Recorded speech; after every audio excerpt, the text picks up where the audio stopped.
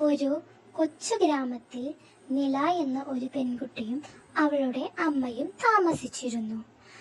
അവളുടെ അമ്മ നിത്യവും ജോലിക്ക് പോയായിരുന്നു ആ കുടുംബം മുന്നോട്ട് പോയിരുന്നത്. അമ്മ ജോലിക്ക് പോകുന്ന സമയം നില അവിടെ നദിക്കരയിൽ പോയിരുന്ന് തന്റെ വിഷമങ്ങൾ നദിയോടായി പറയുമായിരുന്നു. ഒരു ദിവസം, അമ്മേ ഞാൻ ആ നദിക്കരയിൽ പോയി ഇരുന്നോട്ടെ? ശരി, അവിടെ പോയി നല്ലത് മാത്രം പറയൂ.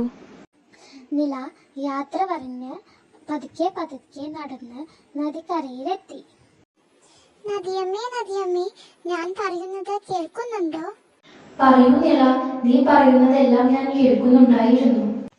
അങ്ങനെ അവർ രണ്ടുപേരും സംസാരിച്ചു കൊണ്ടിരിക്കവേ നദി തന്റെ വിഷമങ്ങൾ നിലയോടായി പറഞ്ഞു. നില, നീ എനിക്കൊരു സഹായം ചെയ്യുമോ? പറയൂ നദിയമ്മേ, ഞാൻ എന്താണ് ചെയ്യേണ്ടത്? നോക്കൂ നില, ഈ നദി ആകെ പ്ലാസ്റ്റിക് മാലിന്യങ്ങൾ കൊണ്ട് നിറഞ്ഞിരിക്കുന്നു. എനിക്ക് എന്റെ ശക്തി ഇല്ലാതായിക്കൊണ്ടിരിക്കുകയാണ്.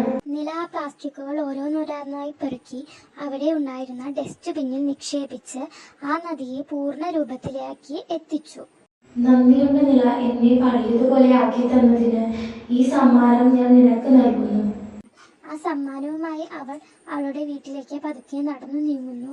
അവളുടെ അമ്മയോട് നടന്ന കാര്യങ്ങളെല്ലാം തുറന്നു പറഞ്ഞ് അവർ അത് വെച്ച് വലിയൊരു വീട് വാങ്ങുകയും സന്തോഷത്തോടു കൂടി കഴിയുകയും ചെയ്തു. ഇതിൽ നിന്ന് നമുക്ക് എന്ത് മനസ്സിലാക്കാം?